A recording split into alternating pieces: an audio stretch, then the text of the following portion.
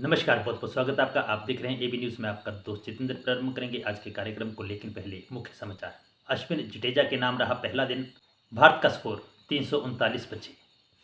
Pannu case में US अदालत ने भारत सरकार और अजीत डोभाल को जारी किया सम्मन, भड़का विदेश मंत्रालय। मोदी ने राहुल गांधी को कहा वायरस, बोले वो हमारे देवी देवताओं को भगवान नहीं मानते। रोहतांग में बर्फबारी, निग्गू सरेरी में 24 घंटे बाद एनएच बहाल, आज बारिश का येलो अलर्ट। केजरीवाल के लिए अब कितना मुश्किल होगा आम आदमी बनकर रह पाना। अग्निवीर को सरकारी नौकरी, 5 लाख आवास, 24 फसलों पर एमएसपी। हरियाणा में भाजपा का घोषणा पत्र। मस्जिदों को हटाने की मांग, सड़कों पर लोग। हिमाचल में के कमजोर हुआ भाईचारा। चंद्रबाबू नायडू का बड़ा आरोप, तिरुपति मंदिर में लड्डू में जानवरों की चर्बी का हो रहा इस्तेमाल। कैबिनेट मंत्रियों की घोषणा, सौरभ भारद्वाज और गोपाल राय समेत लिस्ट में है ये नाम। छात्रा को कमरे में बंद करके पीटा, चीखती चिल्लाती रही सहेलियां। हॉस्टल इंचार्ज वार्डन समेत 3 पर एफआईआर। अब समाचार विस्तार से। भारत और बांग्लादेश के बीच चेन्नई में खेले जा रहे पहले टेस्ट मैच के पहले दिन का खेल समाप्त हो गया है। भारत ने आज 6 विकेट खोकर 339 रन बनाए हैं। भारत के लिए ऑफ स्पिनर रविचंद्र अश्विन और ऑलराउंडर रविंद्र जडेजा ने बेहतरीन बल्लेबाजी की और 7वें विकेट के लिए 195 रनों की साझेदारी की।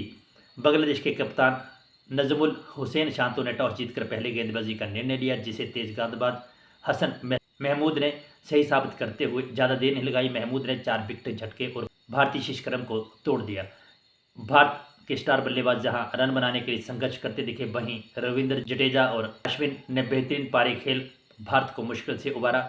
अश्विन ने 112 गेंदों पर 10 चौके और 2 छक्कों की मदद से 102 रन और जडेजा ने 117 गेंदों पर 10 चौके और 2 छक्कों की मदद से 96 रन बनाकर नाबाद क्रीज पर मौजूद रहे। बांग्लादेश के लिए महमूद के अलावा नाहिद राणा और मेहंदी हसन मिराज ने एक एक विकेट अपने नाम किया। अगली खबर, खालिस्तानी उग्रवादी गुरुपतवंत सिंह पन्नू की हत्या की साजिश के आरोप में अमेरिका की एक अदालत ने भारत सरकार के नाम सम्मन जारी किया है।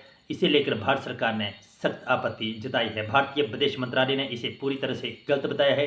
विदेश सचिव विक्रम मिस्री ने इस संबंध में पूछे जाने पर कहा कि यह एक गलत कदम है और हम इस पर आपत्ति जताते हैं। न्यूयॉर्क के दक्षिणी जिले के डिस्ट्रीब्यूट कोर्ट ने यह सम्मन भारत सरकार, राष्ट्रीय सुरक्षा सलाहकार अजीत डोभाल, रा के पूर्व चीफ सामत गोयल, रा एजेंट विक्रम यादव और कारोबारी निखिल गुप्ता के नाम जारी किया है। इस संबंध में सभी पक्षों से 21 दिन के अंदर जवाब देने को कहा है। विदेश सचिव ने अमेरिकी अदालत के सम्मन पर कहा कि जब पहली बार यह मामला हमारे संज्ञान में लाया गया तो हमने एक्शन लिया। इस मसले पर एक हाई लेवल कमेटी पहले गठित की गई है जो जांच कर रही है। मैं अब उस शख्स की ओर से और ध्यान दिलाना चाहता हूं जिसने यह केस दर्ज किया है। गुरुपतवंत सिंह पन्नू का इतिहास सभी को पता है। वह किस तरह का एक गैरकानूनी संगठन से जुड़ा रहा है, यह सभी को मालूम है। अगली खबर, जम्मू कश्मीर में 25 सितंबर 2024 को होने वाले दूसरे चरण के मतदान से पहले नरेंद्र मोदी ने कटरा की रैली में जयकारा शेरावाली के जयकारे से अपना संबोधन शुरू किया। पीएम मोदी ने यहां राहुल गांधी पर निशाना साधते हुए उन्हें कांग्रेस का वायरल बताया। उन्होंने कहा कि कांग्रेस पार्टी के वायरस ने विदेश में जाकर क्या कहा, यह आप सब ने सुना है। वह कहते हैं कि हमारे देवी देवता भगवान नहीं है। हिंदू धर्म में गांव गांव में देवी देवताओं की परंपरा है। हम इष्ट देवों को मानने वाले लोग हैं और यह कांग्रेस वाले कहते हैं कि देवता भगवान नहीं है। क्या हमारे देवताओं का यह अपमान नहीं है? अमेरिका में कांग्रेस सांसद राहुल गांधी के बयान का जिक्र करते हुए कांग्रेस पर निशाना साधा। पीएम बोले, कांग्रेस वाले ऐसी बातें भूल चूक से नहीं बोलते, बल्कि यह एक सोची समझी चाल है। यह नक्सली सोच है और दूसरे देशों से इंपोर्ट हुई सोच है। अगली खबर, येलो अलर्ट के बीच बुधवार को रोहतांग, दर्रा सहित ऊंची चोटियों पर बर्फबारी हुई। राजधानी शिमला सहित अधिकांश जिलों में बादल छाए रहे। अधिकतम तापमान में कमी दर्ज हुई। सुबह और शाम के समय हिमाचल में ठंडक बढ़ गई है। हिमाचल के कई जिलों में वीरवार को भी बारिश का येलो अलर्ट जारी हुआ है। 20 सितंबर से प्रदेश में मौसम साफ बना रहने का पूर्वानुमान है। प्रदेश में बुधवार शाम तक 32 सड़कें, 26 बिजली ट्रांसफार्मर ठप रहे। जनजातीय जिला किन्नौर के निग्गू सलेरी में बाधित राष्ट्रीय उच्च मार्ग 5 करीब 24 घंटे बाद बहाल हुआ। मार्ग बहाल होते ही वाहनों की आवाजाही शुरू हुई। हजारों लोगों ने राहत की सांस ली। मंगलवार को दोपहर राष्ट्रीय उच्च मार्ग 5 का करीब 65 मीटर हिस्सा पूरी तरह से ढह गया था। इस कारण NH5 पर वाहनों की आवाजाही बंद थी। अगली खबर, अरविंद केजरीवाल के बारे में धीरे धीरे ऐसी धारणा बनने लगी है कि वो आम आदमी सिर्फ नाम भर के रह गए हैं। भ्रष्टाचार के आरोप में जेल जाना भी उनकी छवि पर धब्बा ही है, तब तक जब तक कि वो अदालत से बेदाग होकर बाहर नहीं निकल जाते। कानूनी लड़ाई में जमानत के रूप में सुप्रीम कोर्ट से फिलहाल राहत जरूर मिली है, लेकिन आगे भी अदालत के चक्कर काटने पड़ेंगे। लेकिन अब वो जनता की अदालत में अपने हिस्से का इंसाफ मांगने जा रहे हैं। दिल्ली के मुख्यमंत्री पद से इस्तीफे के बाद अरविंद केजरीवाल सरकारी आवास तो छोड़ेंगे ही, आम आदमी पार्टी के राज्यसभा सांसद संजय सिंह के मुताबिक बाकी सारी सुविधाओं से भी फिलहाल तौबा करने का इरादा किया है। क्या ये इतना आसान होगा? वहीं बीजेपी ने संजय सिंह के दावे को नौटंकी करार दिया है। दिल्ली बीजेपी अध्यक्ष वीरेंद्र सचदेवा का कटाक्ष है, अरविंद केजरीवाल को लेकर अब नीली वैगनार में वो दिखने वाले हैं और उनकी पत्नी सुनीता केजरीवाल ठेले से सब्जी खरीदते दिखने वाली हैं। अगली खबर, हरियाणा विधानसभा चुनाव के लिए भारतीय जनता पार्टी ने अपना घोषणा पत्र जारी कर दिया है। केंद्रीय मंत्री और भाजपा के राष्ट्रीय अध्यक्ष जेपी नड्डा ने हरियाणा के रोहतक में हरियाणा विधानसभा चुनाव के लिए पार्टी का संकल्प पत्र जारी किया। भाजपा ने किसानों और युवाओं को साधते हुए अग्निवीरों व वंचित समुदायों पर विशेष ध्यान दिया है। भारतीय जनता पार्टी ने अपने घोषणा पत्र को नॉन स्टॉप हरियाणा का संकल्प पत्र नाम दिया है। इसमें भाजपा ने जनता से 20 वादे किए हैं। वहीं भाजपा के घोषणा पत्र में अग्निवीरों को सरकारी नौकरी देने की गारंटी दी गई है। वहीं 70 वर्ष से अधिक प्रत्येक युवा को अलग अलग से 5 लाख रुपए का इलाज मुफ्त होगा। हरियाणा के शहरी और ग्रामीण क्षेत्रों में 5 लाख आवास बनाए जाएंगे। अगली खबर, हिमाचल की राजधानी शिमला में मस्जिद को लेकर शुरू हुआ विवाद फौरी रूप से भले ही थम गया हो, लेकिन इसकी चिंगारी हिमाचल प्रदेश के तमाम जिलों में जंगल की आग की तरह फैल चुकी है। तमाम इलाकों में लोग सड़कों पर उतरकर मस्जिदों को हटाने और बाहर से आए लोगों का पंजीकरण कराने की मांग कर रहे हैं।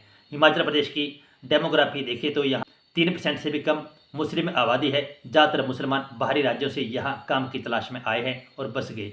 इनमें बड़ी संख्या कश्मीरी मुसलमानों की है, जो दशकों से कंधे पर भार ढोने का काम करते हैं।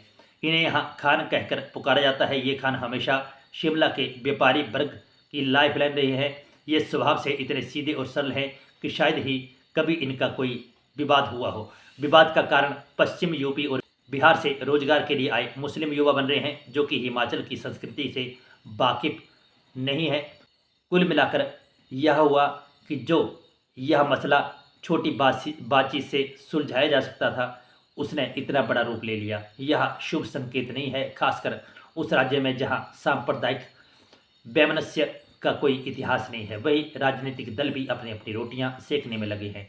अगली खबर, आंध्र प्रदेश के मुख्यमंत्री चंद्रबाबू नायडू ने एक चौंकाने वाला दावा कर नए विवाद को जन्म दे दिया है। उन्होंने बुधवार को पिछली YSR कांग्रेस की सरकार पर आरोप लगाया है। उनके कार्यकाल के दौरान प्रसिद्ध तिरुपति मंदिर में लड्डू बनाने वाली घटिया सामग्री और जानवरों की चर्बी का इस्तेमाल हुआ है। चंद्रबाबू नायडू ने कहा कि उन्हें जानकर आश्चर्य हुआ कि जगन प्रशासन ने तिरुपति प्रसाद में घी की बजाय जानवरों की चर्बी का इस्तेमाल किया। उन्हें शर्म आनी चाहिए, जो करोड़ों की भक्ति की धार्मिक भावनाओं का सम्मान नहीं कर सके। चंद्रबाबू नायडू ने NDA विधायक दल की बैठक को संबोधित करते हुए यह दावा किया। मुख्यमंत्री नायडू ने कहा कि जब शुद्ध घी इस्तेमाल किया जा रहा है, जिससे गुणवत्ता का सुधार हुआ है। उन्होंने एक्स पर एक पोस्ट लिखी और कहा कि तिरुमला में भगवान वेंकटेश्वर स्वामी मंदिर हमारा सबसे पवित्र मंदिर है। मैं यह जानकर स्तब्ध हूँ कि YS जगनमोहन रेड्डी प्रशासन ने तिरुपति प्रसादम में घी की बजाय जानवर की चर्बी का इस्तेमाल किया। अगली खबर, दिल्ली की भावी मुख्यमंत्री आतिशी की कैबिनेट अब तय हो चुकी है। सूत्रों के अनुसार इस कैबिनेट में अरविंद केजरीवाल की कैबिनेट के 4 मंत्रियों को जगह दी गई है। जिन पुराने मंत्रियों को आतिशी की नई कैबिनेट में जगह मिलने जा रही है, उनमें शामिल हैं सौरभ भारद्वाज, कैलाश गहलोत, गोपाल राय और इमरान हुसैन। आतिशी की नई कैबिनेट में एक नया चेहरा भी होगा। सूत्रों के अनुसार उत्तर पश्चिम दिल्ली के सुल्तानपुर माजरा के विधायक मुकेश अहलावत भी मंत्री बनेंगे। आपको बता दें कि दिल्ली में अरविंद केजरीवाल के मुख्यमंत्री पद से इस्तीफे के बाद अब आतिशी 21 सितंबर को मुख्यमंत्री पद की शपथ लेने वाली हैं। केजरीवाल ने 17 सितंबर की शाम उपराज्यपाल विनय सक्सेना को CM पद का इस्तीफा सौंपा।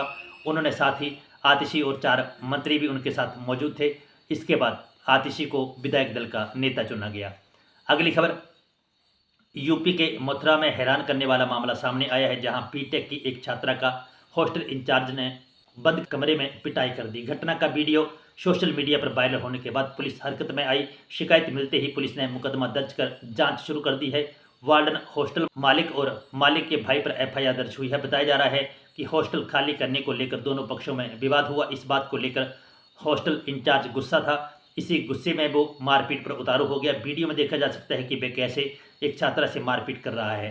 वहीं पीड़ित छात्रा की चीख पुकार सुनकर सहयोगी छात्राओं ने बीच बचाव किया, तब जाकर उसकी जान बची। दरअसल पूरा मामला जैंत थाना क्षेत्र के आजही हाईवे स्थित लवी हॉस्टल का है। इस हॉस्टल में एक निजी विश्वविद्यालय से बीटेक कर रही छात्रा कीर्ति संगर रह रही थी। उसने बताया कि वह मूल रूप से जिला हाथरस की रहने वाली है। अगस्त 2022 में इसी लवी गर्ल्स हॉस्टल में रहती आ रही है, लेकिन मंगलवार शाम वह हॉस्टल खाली करके और हिसाब करके दूसरी जगह शिफ्ट हो रही थी। तभी वहां रह रही वार्डन रूबी ने उस पर टिप्पणी की और इस पर पीड़िता ने उसे जवाब दे दिया। तो बंधुओं, ये थे आज कुछ अहम समाचार जो हमने आपके साथ साझा की। खबरें पसंद आई हो तो लाइक और शेयर करें।